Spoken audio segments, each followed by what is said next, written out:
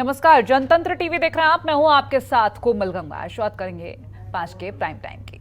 उपद्रवियों पर एक्शन से विपक्ष में टेंशन। जी हां, उत्तर प्रदेश में उपद्रव मचाने वालों के घर जब बुलडोजर चलने लगा तो एक बार फिर से विपक्ष एक्टिव हो गया है। एआईएमआईएम से लेकर सपा और बसपा सभी ने प्रयागराज में हिंसा के मुख्य आरोपी बताए जा रहे जावेद के घर की गई बुलडोजर कार्रवाई का विरोध किया है। और आपको ये भी बता दें कि एक दिन पहले ही हिंसा के मुख्य आरोपी जावेद पंप के प्रयागराज स्थित मकान को प्रयागराज विकास प्राधिकरण ने अवैध बताते हुए बुलडोजर से ढा दिया है। और तीनों पार्टियों ने प्रशासन की इसी कार्रवाई का विरोध किया है। तीनों पार्टियों ने सवाल खड़े करते हुए कहा है कि एक विशेष धर्म को टारगेट बनाया जा रहा है। उधर एआईएमआईएम अध्यक्ष असदुद्दीन ओवैसी ने कहा है कि यूपी के सीएम की इलाहाबाद हाई कोर्ट के जज बन गए हैं और वो खुद ही सभी फैसले सुना रहे हैं। सवाल उठता है कि आखिर इन पार्टियों को पुलिस पर चलते हुए पत्थर दिखाई नहीं दिए क्या?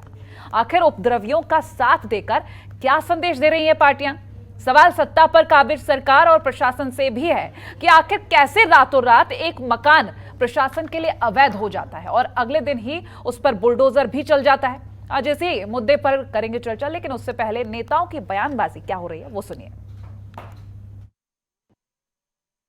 जजेस का रोल वो उसको कब्जा करने की कोशिश कर रहे हैं। अगर बुलडोजर की राजनीति भाजपा करते रहेगी, चाहे वो खरगोन सेंधवा में हो या गुजरात में हो या फिर उत्तर प्रदेश में हो, तो फिर अदालत की क्या ज़रूरत है? अदालत को ताला डाल दीजिए, जजेस को कहिए घर में बैठ जाएं। पुलिस की ज़रूरत नहीं है, क्योंकि मुख्यमंत्री तय करेगा कि कौन मुल्जिम है और वो सज़ा दे देगा। संविधान में इसकी इजाज़त नहीं है। आप बुलडोज़र घर को नहीं, संविधान को बुलडोज़र लगा रहे हैं और आप मुसलमानों के ख़िलाफ़ अपनी नफ़रत का इजहार कर रहे हैं। कि अब उत्तर प्रदेश में अगर दंगा करेंगे तो उनका संरक्षण करने के लिए श्री अखिलेश यादव जी ट्वीट जरूर कर सकते हैं कि पिटाई हो रही दंगाइयों की और पत्थरबाजों की, लेकिन मुझे यह बात ज़रूर आश्चर्य लगता है कि यह जो दंगाइयों की कहीं पिटाई हुई, पत्थरबाजों की पिटाई हुई, तो श्री अखिलेश यादव जी को यह क्यों नहीं दिखाई दिया कि पुलिस वालों पर किस प्रकार से यह दंगाई हमला कर रहे थे, पत्थरबाज हमला कर रहे थे, उनका भी ध्यान अगर वो रखते। किस प्रकार से दुकानों में तोड़ फोड़ कर रहे थे, आगजनी कर रहे थे, उनका भी ध्यान रखते। और वहीं सपा अध्यक्ष अखिलेश यादव ने ट्वीट कर बुलडोजर कार्रवाई पर कई सवाल खड़े किए। उन्होंने ट्वीट कर सरकार को घेरा है। लिखा है, ये कहां का इंसाफ है कि जिसकी वजह से देश में हालात बिगड़े और दुनिया भर में सख्त प्रतिक्रिया हुई, वो सुरक्षा के घेरे में है और शांतिपूर्ण प्रदर्शनकारियों को बिना वैधानिक जांच पड़ताल बुलडोजर से सजा दी जा रही है। इसकी अनुमति न हमारी संस्कृति देती है, न धर्म, न विधान, न संविधान।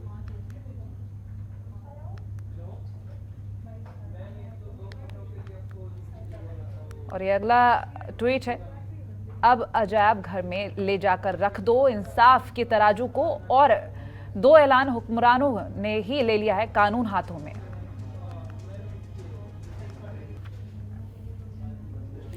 और वहीं बसपा सुप्रीमो का ये ट्वीट, यूपी सरकार एक समुदाय विशेष को टारगेट करके बुलडोजर विध्वंस और अन्य द्वेषपूर्ण आक्रामक कार्रवाई कर विरोध को कुचलने और भय और आतंक का जो माहौल बना रही है, यह अनुचित और अन्यायपूर्ण है। घरों को ध्वस्त करके पूरे परिवार को टारगेट करने की दोषपूर्ण कार्रवाई का कोर्ट जरूर संज्ञान ले।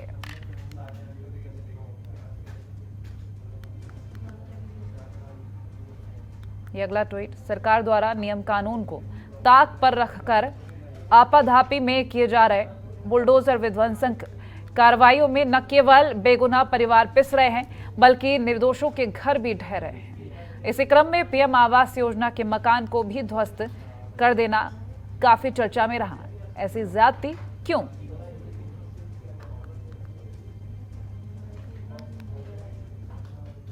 तो 5 सालों में खूब गरजा बुलडोजर। 2017 में बीजेपी सरकार बनने के बाद प्रदेश के कई जिलों में बुलडोजर की कार्रवाई हुई। मुख्तार अंसारी, अतीक अहमद खान, मुबारक जैसे 25 माफियाओं पर एक्शन लिया गया है। माफियाओं के खिलाफ अभियान चलाकर 2081 करोड़ की अवैध संपत्ति जब्त की गई है। अवैध संपत्तियों पर बुलडोजर चलने के साथ साथ कुर्की की कार्रवाई भी की गई है। प्रयागराज में हिंसा में पुलिस का दावा है कि जावेद अहमद ही मास्टरमाइंड है।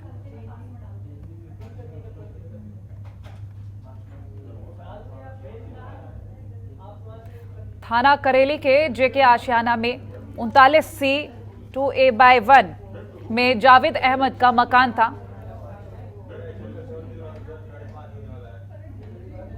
12 जून को जावेद के मकान का लगभग 100% हिस्सा गिरा दिया गया। करेली में जगह जगह बैरिकेडिंग हुई। आसपास के इलाके में सीसीटीवी कैमरे लगाए गए। प्रयागराज में 36 और उपद्रवियों के घरों को चिन्हित किया गया है। 36 और उपद्रवियों के घरों को ध्वस्त किए जाने की तैयारी प्रशासन कर रहा है। तो जो कार्रवाई की जा रही है, लगातार अब विपक्ष हमलावर है और वहीं पक्ष की तरफ से भी जवाब दिए जा रहे हैं। हालांकि कई सारे और भी सवाल खड़े हो रहे हैं। उन्हीं सवालों को लेकर चर्चा की शुरुआत करेंगे। खास पैनल हमारे साथ जुड़ेगा। बीजेपी प्रवक्ता गौरव मिश्रा हमारे साथ जुड़ चुके हैं, वरिष्ठ पत्रकार विनोद शर्मा जुड़ेंगे और सपा नेता नवीन दुबे भी हमारे साथ जुड़ेंगे। सबसे पहले स्वागत है गौरव जी आपका जनतंत्र टीवी पर। मेरा सवाल आपसे ये है कि अगर हम कार्रवाई को लेकर बात करें, रातों रात सबसे पहला और सबसे बड़ा सवाल जो मेरे जहन में आया ये है कि रातों रात कैसे पता चलता है कि ये घर अवैध है? वो पहले क्यों नहीं पता चलता है जब इस तरह के गर्म मुद्दे सामने आते हैं और जब इतने विरोध हो रहे होते हैं, प्रदर्शन हो रहे होते हैं, उसके बाद ये कैसे पता चलता है कि ये प्रॉपर्टी इलीगल है? देखिए, विक्टिम कार्ड खेलना बड़ा आसान है और बड़ा सरल है। लगातार देश में इसी तरह की प्रक्रिया एक चलन सा विकसित हो गया है, क्योंकि ये बुलडोजर की कार्रवाई पिछले 5 वर्षों से चल रही है और अवैध संपत्तियों पर चलती चली आ रही है। जैसा आपने अभी शुरुआत में ही कहा, 2000 करोड़ से ज्यादा की संपत्ति पिछले टेन्योर में जब्त की हमारी सरकार ने और इस टेन्योर में भी 700 करोड़ की संपत्ति पर बुलडोजर चला है और जब्ती की कार्रवाई हुई है। वहीं 1 लाख करोड़ से अधिक की शत्रु संपत्तियों को भी जब्त कर लिया गया है। तो एक तरफ जो एक वातावरण है उत्तर प्रदेश का और देश का कि संविधान के अनुसार ही प्रत्येक व्यक्ति को चलना पड़ेगा, कानून के अनुसार ही चलना पड़ेगा। वहीं हम जानना चाहते हैं, पूछना चाहते हैं उन लोगों से जो ऐसे लोगों के समर्थन में और उनके प्रोटेक्शन में खड़े हो जाते हैं, जब वही लोग एक मॉब को लीड करके लोकतंत्र को सड़कों पर गिराना चाहते हैं, लोकतंत्र को बंधक बनाना चाहते हैं और हमारी आर्म फोर्सेस, हमारी पुलिस के ऊपर बम फेंका जाता है, उन पर पत्थर चलाए जाते हैं, उनको मारा जाता है शत्रु की तरह, तो उसके विरोध में वो क्यों नहीं बोलते, क्यों उसके लिए आवाज नहीं निकलती? एक ये विपक्ष के लोग, अखिलेश जी, आज उनको दर्द बहुत हो रहा है, लेकिन ये वही अखिलेश जी है जिनकी पार्टी ने, जिनकी सरकार ने वलीउल्लाह के लिए जो एक आतंकी है जिसको फांसी की सजा मिली अभी, उसको छुड़ाने के लिए सदन में बिल लाने का प्रयास किया था। तो ये वही तुष्टीकरण के राजनीति के अंधे लोग हैं जो एक चश्मे से देखते हैं पूरी व्यवस्था को। हमारी सरकार संविधान के चश्मे से देखती है, कानून की चश्मे से देखती है, इसलिए बराबर न्याय कर रही है। और जो किसी भी प्रकार के आतंक में, उपद्रव में, उग्रवाद में शामिल होगा, उसको उसका खामियाजा भुगतना पड़ेगा। बिल्कुल भुगतना भी चाहिए, लेकिन मेरा सवाल अभी भी यही है। आपने कहा पिछले 5 सालों से, हाँ, मेरा सवाल आप समझ लीजिए जी, मैं आपकी बात सुनूंगी, पूरी सुनूंगी, लेकिन एक बार मेरा आप सवाल फिर से सुन लीजिए कि पिछले 5 सालों का आपने कार्यकाल बता दिया। आपने कहा कि जो भी अपराधी या इस तरह के अवैध निर्माण होंगे उन्हें ध्वस्त किया जाएगा। ये काबिले तारीफ है, जनता के सुख में जो काम किया जाए वो काबिले तारीफ है। लेकिन मैं जावेद पंप का ही नाम ले लेती हूँ। अगर ये कार्रवाई की गई बुलडोजर से, ये पहले नहीं 5 साल से जब पता किया जा रहा है, तो इनका नाम तभी क्यों आ रहा है जब इस तरह के विरोध प्रदर्शन होते हैं? विपक्ष को एक और मौका मिल जाता है ऐसे। तो मैं आपसे बस इतना जानना चाहती हूँ कि ये रिपोर्ट पहले क्यों सामने नहीं आई? बहुत साफ प्रश्न किया है आपने, स्पष्ट प्रश्न किया है। जावेद पंप को नोटिस पहले ही जा चुकी है, नगर निगम के द्वारा अवैध उसकी संपत्ति पहले ही घोषित की जा चुकी है, बिना पास कराए और अवैध जमीन पर बनाई हुई संपत्ति थी जिसकी नोटिस पहले ही उनको सर्व की जा चुकी थी। यह संयोग है कि इस समय पर ही वो चिन्हित हुए और इस समय पर ही उनकी कार्यवाही ध्वस्तीकरण की हुई। लेकिन इसको एज ए विक्टिम कार्ड बना करके अपने प्रोटेक्शन में जो लोग खड़े होने का काम कर रहे हैं, वो सर्वथा गलत है, अनुचित है। कानून अपना काम कर रहा है, अपने तरीके से काम करता रहेगा और जो लोग भी शामिल है इन दंगों में, इन उपद्रव में, उनकी संपत्तियां भी जब्त होंगी और उनसे जब्ती की कार्रवाई होगी। चलिए, संयोग मान लिया, लेकिन इस तरह की तस्वीरें पहले भी आई हैं। बहरहाल आप बने रहे हमारे साथ। सपा नेता नवीन दुबे भी जुड़ गए। बहुत स्वागत है नवीन जी, जनतंत्र टीवी पर आपका। और मेरा सवाल आपसे ये रहेगा, फिलहाल तो बीजेपी से जो सवाल लगातार पूछे जा रहे हैं कि एन मोमेंट पर ये रिपोर्ट्स कैसे सामने आ जाती है कि ये अवैध निर्माण है, लेकिन मेरा सवाल आपसे ये रहेगा, आप विपक्ष में बैठे हैं, विपक्ष को पथराव नहीं दिखता क्या सिर्फ ये कार्रवाई दिख रही है कि जो पत्थरबाज है उनको उठाकर ले जाया जा रहा है, उनको बंद किया जा रहा है। क्या ये नहीं दिख रहा है कि वो पत्थरबाज क्या कर रहे हैं? वो बेगुनाहों का खून बहा रहे हैं। जो पुलिस वाले उनकी सेवा में, उनकी सुरक्षा के लिए लगे हैं, उन पर वो पत्थरबाजी कर रहे हैं। ये क्यों नहीं दिखता? कोमल जी, इस देश के अंदर संविधान में आईपीसी की धारा 353 और सेक्शन 34, 120 ये सारे प्रोविजन हैं पत्थरबाजों के ऊपर कार्रवाई करने के लिए, संवैधानिक और कानूनी प्रोविजन है। ठीक है। बुलडोजर की जो कार्रवाई हो रही है, अगर आप ये कहते हैं कि ये अवैध निर्माण के खिलाफ है, तो ये बता दें कि क्या केवल अवैध निर्माण उन लोगों के ही हैं जो भारतीय जनता पार्टी के विचारधारा से मेल नहीं खाते हैं? मुझे ये जो भाई साहब बैठे हैं भारतीय जनता पार्टी के, मैं उनसे पूछना चाहता हूँ, क्या ये इस बात की गारंटी लेके यहाँ ये बयान कर पाएंगे कि भारतीय जनता पार्टी के किसी नेता के किसी भी जगह पर कोई अवैध निर्माण नहीं है, अवैध अतिक्रमण नहीं है? और दूसरी चीज, भारतीय जनता पार्टी का जो लखनऊ का कार्यालय है, मैं उसकी बात कर रहा हूँ, वहाँ पर जो ऊपरी मंजिल बनी है वो राज्य संपत्ति विभाग की बिल्डिंग है। उसकी कौन सी अनुमति ली गई है जिसके ऊपर आपने ऊपरी एक मंजिल बना दी है? अवैध निर्माण तो आप लोग खुद करके बैठे हैं। अगर चैरिटी बिगिंस फ्रॉम होम, इनको चाहिए कि ये पहले अपने घर से शुरुआत करते कि अवैध निर्माण जो किया हुआ है इन्होंने पार्टी के कार्यालय में, जो राज्य संपत्ति विभाग की बिल्डिंग है, वहां से शुरू करना चाहिए था। उसके अलावा उत्तर प्रदेश भर में और देश भर में इन्होंने हर जगह भाजपा के कार्यालय बनाए हैं। उनके नक्शे कहाँ से पास हुए हैं, किसकी जमीन है, वो बता दें। तीसरी चीज, राष्ट्रीय स्वयं सेवक संघ का कार्यालय इटावा में है, वो कौन सी जमीन का कब्जा करके बनाया गया है, जरा उसको भी स्पष्ट कर लीजिए। बोलिए डीएम को की जांच करें, कार्रवाई कर दे, चलाइए बुलडोजर। देखिए ऐसा है, इन्होंने क्या किया है, इन्होंने पूर्वाग्रह से ग्रसित होकर लोगों की एक लिस्ट बनाई है, और वो लिस्ट बनाकर आप एक चीज देखिए, एक छोटी सी घटना होती है और उस घटना के तुरंत बाद में ये जाके वहां पर प्रयागराज में बुलडोजर चला देते हैं, और ये फिर कहते हैं कि हमने तो नोटिस मई में दे दिया था। ये मई में नोटिस देने का क्या मतलब है?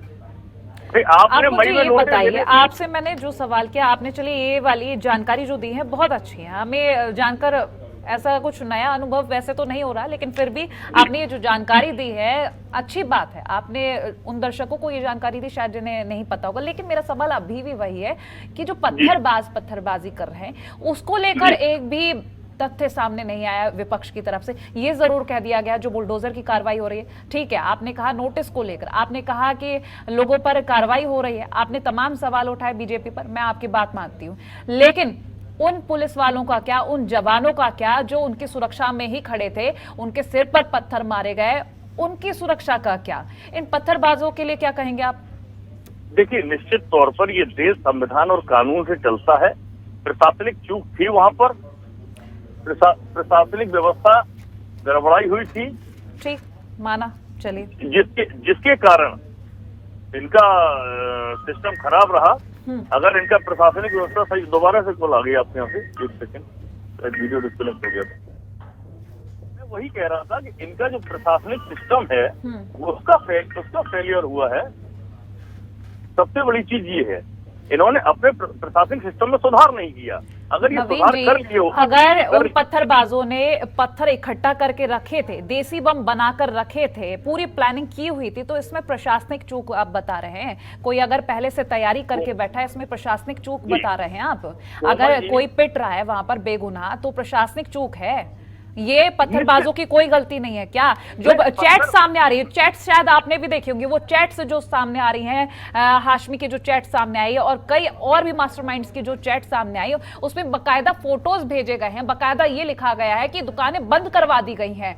तो ये प्री प्लान पूरी चीजें, इसमें प्रशासनिक चूक आप बता रहे हैं? नहीं, मैं आपको बता दूं कोमल जी, जब कोई बंद का आह्वान किया जाता है तो उसके व्हाट्सएप ग्रुप भी बनते हैं, तमाम, चाहे वो राजनीतिक पार्टियां करती हो, वो लोग भी इस तरीके के व्हाट्सएप ग्रुप बनाते हैं और सब जगह मैसेज फ्लोट करते हैं, जनता का आह्वान करते हैं कि इस बंद में हमारा साथ दीजिए। तो बंद का आह्वान करना कोई आपराधिक कृत्य नहीं है, ये लोकतांत्रिक प्रक्रिया है और ये हमारा हर एक व्यक्ति का संवैधानिक अधिकार है, बंद बुला सकते हैं। ऐसा लग रहा है आप पत्थरबाजों का पक्ष रख रहे हैं नवीन जी। मैं पत्थरबाज कर भी आ रहा हूँ। हाँ। पत्थरबाजी की घटना कोई पहली बार उत्तर प्रदेश में नहीं हुई है। अगर आपको याद दिला दूं, इस देश के अंदर जब आरक्षण के आंदोलन चलते थे तब छात्र पत्थरबाजी किया करते थे। आज कोई नई घटना नहीं है पत्थरबाजी की। दूसरी चीज, आपके पास LIU थी, इंटेलिजेंस, और ये पत्थर इकट्ठे होते रहे, सरकार सोती रही, प्रशासन सोता रहा। सवाल इस बात का है कि आप सो रहे थे या मैं एक बात और कहूंगा, मैं जी नवीन जी, मेरी आवाज मिल रही है आपको? शायद नवीन जी से हमारे टेक्निकल फॉल्ट्स की वजह से कुछ संपर्क नहीं हो पा रहे। फिर से संपर्क साधने की कोशिश करेंगे, लेकिन इस बीच हम अपने बीजेपी प्रवक्ता गौरव जी के पास जाएंगे। गौरव जी, सपा नेता को आपने सुना और बार बार यही कहा जा रहा है कि प्रशासनिक चूक थी, बीजेपी की गलती है, और ऐसे में अगर हम कार्रवाई को लेकर बात करें, वही चीज फिर से सामने आ रही है कि नोटिस को लेकर बातें सामने आ रही हैं, और एकदम से कैसे ये नोटिस सामने आ जाते हैं, एकदम से कार्रवाई कैसे कर दी जाती है, प्रशासनिक चूक बताई जा रही है। क्यों पहले से रणनीति तय नहीं की जाती है जब इस तरह के विरोध सामने आते हैं? जाहिर सी बात है, अगर कोई विवादित बयान आया है तो उसके बाद विरोध आज के टाइम पे बहुत ही कॉमन सी बात हो गई है। देखिए, नवीन दुबे जी ने, समाजवादी पार्टी के प्रवक्ता महोदय ने बड़ी साफगोई से कहा कि प्रशासनिक चूक थी, और व्हाट्सएप ग्रुप बना करके प्रचार करना ये कोई गलत नहीं है। तो ये बताइए, उसी संविधान में ये वर्णित है कि कोई भी आप प्रदर्शन करने जा रहे हैं, धरना देने जा रहे हैं, तो उसका बाकायदे आप प्रशासन से परमिशन लेते हैं, उसको सूचना देते हैं। तो क्या इसकी सूचना दी गई थी? इनकी जानकारी के लिए बता दें, इसकी सूचना नहीं दी गई थी। और दूसरी बात, जब इनके नेता माननीय मुलायम सिंह यादव जी अयोध्या में जो राम भक्त निहत्थे थे, ना उनके हाथों में पत्थर था, ना पेट्रोल बम था, कुछ भी नहीं था, और उनके ऊपर गोलियां चलवा दी और बेरहमी से गोली मरवाई, और मरने के बाद 10-10 गोलियां चलवाई। और प्रशासन ने वो अपना सही काम किया, बिल्कुल करना यही चाहिए था। अगर मैं IPS होता वहाँ पे तो मैं भी वही करता, वहाँ उस समय तत्कालीन प्रशासन ने किया था। समाजवादी पार्टी की गुंडाई की समस्या यही है कि दूसरे को बोलने नहीं देना चाहते, सुनना नहीं चाहते। नवीन जी, गौरव जी को एक बार सुन लेते हैं। नवीन जी, गौरव जी को एक बार सुन लेते हैं। मैं आपके पास आऊंगी, आपका वक्त दूंगी। चलिए बोलिए गौरव जी। राम भक्तों पर गोलियां नहीं चलवाई थी आप लोगों ने? वो कौन सी आज की रणनीति को लेकर बात कर लेते हैं। 1991 में ना जाकर आज की रणनीति को लेकर बात करेंगे। गौरव जी आज की डेट में क्या हो रहा है उसको लेकर बात करेंगे। आपकी क्या चूक है उसको लेकर बात करेंगे। हमारी चूक ये है कि हमने गोलियां नहीं चलवाई, हमने लोकतांत्रिक तरीके से इनको अवसर दिया, और इन्होंने गैर लोकतांत्रिक तरीके से, आपराधिक तरीके से पुलिस के ऊपर बम चलाने का और पत्थर चलाने का कुकृत्य किया है, जिसका कानून आज हिसाब ले रहा है, और कोई भी बख्शा नहीं जाएगा। जो लोग इस कृत्य में शामिल हैं वो नहीं बख्शे जाएंगे। रही बात बयान की, किस कारण से ऐसा हो रहा है, तो आपने देखा होगा पिछले कई आंदोलनों में कारण का कुछ पता नहीं चला, लेकिन 57 लोग दिल्ली में मार दिए गए दंगों में। गौरव जी, लगातार सवाल तो ये भी उठ रहे हैं कि सस्पेंशन कर दिया गया है, ये पूरा नहीं पड़ता। कार्रवाई के तहत गिरफ्तारी भी होनी चाहिए। बिल्कुल, गिरफ्तारियां हो रही है, लगातार गिरफ्तारियां हो रही है। 350 के आसपास गिरफ्तारियां हो चुकी है, और जो बचे खुचे हैं किनकी गिरफ्तारियों को लेकर बात कर रहे हैं आप? मैं विवादित बयान देने वालों की बात कर रही हूँ, जो विपक्ष लगातार इसको लेकर। गौरव जी, नूपुर शर्मा पर बोलिए। बिल्कुल, नूपुर शर्मा पे भी मैं बताना चाहूंगा कि नूपुर शर्मा ने यदि गलत बोला है तो वो जांच का विषय है, डिबेट का विषय है, वो न्यायालय तय कर लेगा। लेकिन उसको सरेआम फांसी पर लटकाने वाले कौन होते हैं ये लोग? सर को घर से अलग करने वाले कौन होते हैं लोग? कौन होते हैं ये लोग संविधान को अपने हाथों में लेने वाले? और मैं ये कहना चाहता हूँ, जो नूपुर शर्मा ने बोला था वही जाकिर नाइक ने बोला है, अक्षरशः वही बोला है। तो जहाँ उसकी भी फांसी चढ़ा दे, जहाँ उसकी भी सड़क मजम्मत कर दे उसके भी बयान का, लेकिन उसका बयान का नहीं करेंगे, क्योंकि ये तुष्टिकरण के राजनीति में अंधे हो चुके लोग हैं। आतंकियों को चलाने के लिए सदन में बिल लाने वाले लोग हैं। चलिए गौरव जी, एक बार नवीन जी को सुन लेते, फिर मेरा अगला सवाल। बोलिए नवीन जी। गौरव जी, आप अपनी जानकारी दुरुस्त कर लीजिए। जाकिर नाइक को भारत में घुसने की अनुमति है? आप बताइए, वो वांटेड है या नहीं है भारत की सरकार की तरफ से? आप सुन लीजिए, नूपुर शर्मा के बयान को आप जिस तरीके से जस्टिफाई कर रहे हैं, ये गलत तरीका है कि जाकिर नाइक ने ये कहा तो नूपुर शर्मा भी ये कहेंगी। ये क्या मतलब हुआ भाई साहब? ऐसा थोड़ी होता है। आप सुनिए, अब आप सुनिए, अगर भारतीय जनता पार्टी चाहती कि शांति व्यवस्था तरीके से कायम रहे तो उसको ये करना चाहिए था कि तत्काल जैसे ही नूपुर शर्मा ने ये बयान दिया था, भारतीय जनता पार्टी आगे आके एक मिसाल कायम करती और उनके खिलाफ मुकदमा दर्ज कराती, पार्टी से बाहर कर देती। मैं बता रहा हूँ, इतना जघन ऐसा है, किसी धर्म को आपने कुछ भी कहा है, सुन लीजिए आप सुन लीजिए, मैं जो बात बता रहा हूँ सुन लीजिए। ये चीज इतनी क्रॉप अप नहीं होती, लोगों में एक मैसेज चला जाता कि चलिए ठीक है आपने कार्रवाई की है, अच्छा लगा, एक अच्छा मैसेज जाता। लेकिन आप लोगों को क्या था कि आप चूंकि 2024 में जनता आपका साथ दे नहीं रही है, आप कभी ज्ञान पापी के लिए विश्व हिंदू परिषद वालों को आगे कर देते हैं। अब आपने ये मुद्दा उठा दिया, अब सुनिए, अब आप हिंदू मुस्लिम, आपका सारा मामला हिंदू मुस्लिम के ऊपर आगे हंसते ही नहीं है। आप डेवलपमेंट की बात कर रहे हैं, आप पूरे बगले झाँकने लगते हैं, आप जानते कुछ नहीं उसके बारे में, आपको पता नहीं है। आप केवल हिंदू मुस्लिम, आप भारतीय जनता पार्टी का डीएनए बना हुआ है। आप कितने दिन पब्लिक को बेवकूफ बना के इस देश को चलाना चाहते हैं? 8 साल में इस देश की दुर्दशा क्या हुई है? रुपया आज डॉलर के मुकाबले में 78 रुपए 20 पैसे हो गया है। पता नहीं आप कहाँ सो रहे हैं? आप बताइए, बोलिए ना प्रधानमंत्री जी को, 8 वर्ष में आज तक एक सिंगल प्रेस कॉन्फ्रेंस वो नहीं कर पाए। और मनमोहन सिंह जी के बारे में बोलते थे, मैं कहता हूँ यूपीए की सरकार में कम से कम पीएम मीडिया से बात तो करते थे, लाइव बोलते थे। चलिए ठीक है नवीन जी, बोलिए आपने, ठीक, आपको जो मैंने वक्त दिया वो खत्म हुआ। मेरा सवाल सुन लीजिए आप। गौरव जी, मैं लौटूंगी आपके पास। नवीन जी, मेरा सवाल आपसे, आपने कहा, मैं काफी देर से आपके मुंह से बार बार सुन रही हूँ कि प्रशासनिक चूक थी जी, किस तरह से? देखिए, ऐसा है कि जब आपके शहर में कहीं भी इस तरीके की गतिविधि हो रही है और आपको लग रहा है कि पत्थर इकट्ठे किए जा रहे हैं इंटेलिजेंस इनपुट से। अभी मैं एक दिन एक डिबेट में था और एक रिटायर्ड आईपीएस अधिकारी ने कहा, डीजी इंटेलिजेंस ने ये बात स्वीकार की है कि हमारे पास इनपुट था और हमने कानपुर पुलिस को इन्फॉर्म किया है कि वहाँ इस तरीके की घटनाएं हो सकती है। उन्होंने फीडबैक दिया था उनको। जब इनपुट था पुलिस के पास में, कमिश्नरेट की पुलिस को एक्शन करना चाहिए था। और दूसरी चीज, बेकनगंज ये सब एरिया जो है, ऑलरेडी आज से नहीं पिछले 20 साल से मैं देख रहा हूँ, सेंसिटिव एरिया में माने जाते हैं, वहाँ हमेशा पीएसयू और पुलिस तैनात रहती है। आपको जब ये पता था कि इस तरीके की घोषणा की गई और पोस्टर लग रहे हैं, आप एडुकेट अरेंजमेंट करते, आप पर्याप्त पुलिस फोर्स वहां रखते, मजाल क्या कोई परिंदा पर मार जाता। आप लेकिन चाहते नहीं थे, आप ये चाहते थे ये छोटा मोटा पथराव हो, इससे थोड़ा सा चीजें क्रॉप अप होंगी, मामला बढ़ेगा, हिंदुओं की भावनाएं भड़केंगी, मुसलमान अपनी भावनाएं भड़काएंगे, और यही भाजपा चाहती है। नवीन जी, एक मैं तथ्य यहाँ पर रखना चाहूंगी, हो सकता है आपको बुरा लग जाए क्योंकि बुरा मानने वाली वो चीज भी है। अगर उस वक्त पर वो रणनीति बनाई जाती और शायद उस वक्त पर ये पहले ही कार्रवाई की जाती है, पत्थरबाज जो पत्थर इकट्ठा कर रहे थे उनको उसी टाइम अगर हिरासत पे लिया जाता, तो शायद आज डिबेट इस मुद्दे पर हो रही होती। आप शायद ये कह रहे होते कि बेगुनाहों को उठा लिया गया है।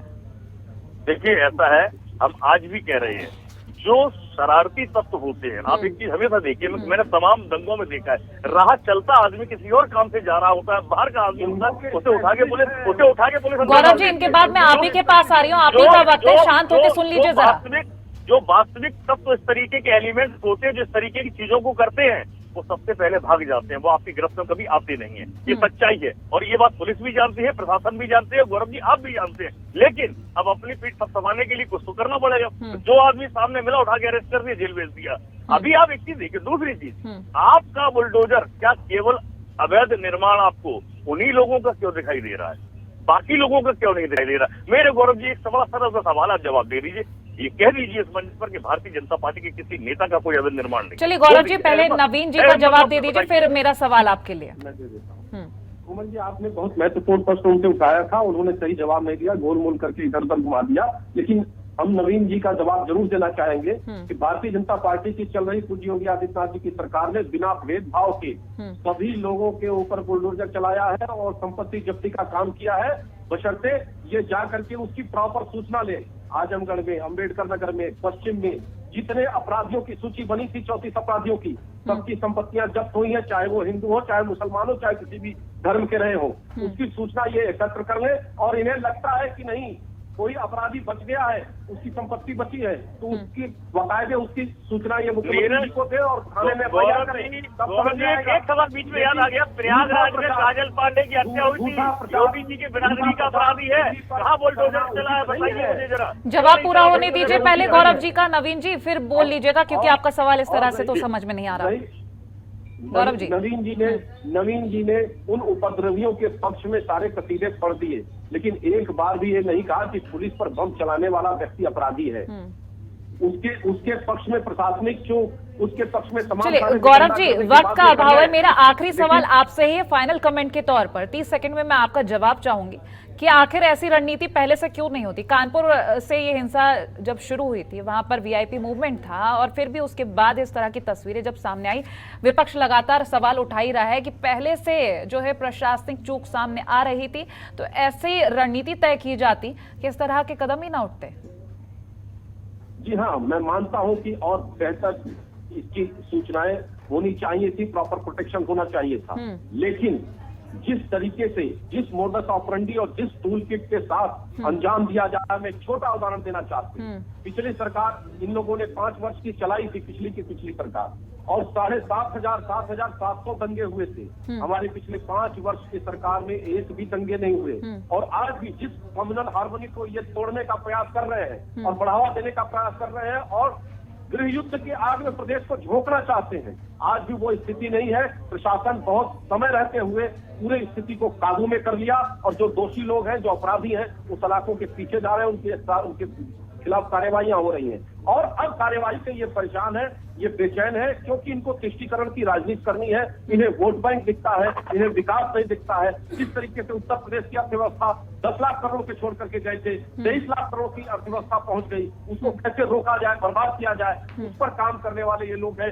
उसकी टूल किट बनाने वाले ये लोग हैं। चलिए, और मुझे लगता है आपने अपनी तरफ से तो बता दिया, लेकिन मैं भी आपसे कुछ कहना चाहूंगी कि प्रदेश के सुधार की तो आप बात कह रहे हैं और सुधार हुआ भी है, मानते हैं, लेकिन और ज्यादा सुधार तब होगा जब एक बेहतर रणनीति बनकर सामने आएगी। चलिए, बहुत शुक्रिया नवीन जी और गौरव जी हमारे साथ जुड़ने के लिए, इस चर्चा का हिस्सा बनने के लिए। तो पत्थरबाजों पर जो कार्रवाई हो रही है उसको लेकर लगातार विपक्ष अपना पक्ष रख रहा है, विपक्ष की तरफ से लगातार सरकार पर हमला किया जा रहा है, लेकिन कब ये थमेगा ये वक्त बताएगा। तो फिलहाल इसी के साथ हमारी इस खास चर्चा में इतना ही। देखते रहिए जनतंत्र टीवी। नमस्कार। खबरों के निष्पक्ष विश्लेषण के लिए सब्सक्राइब करें जनतंत्र TV and press the bell icon. Never miss any update.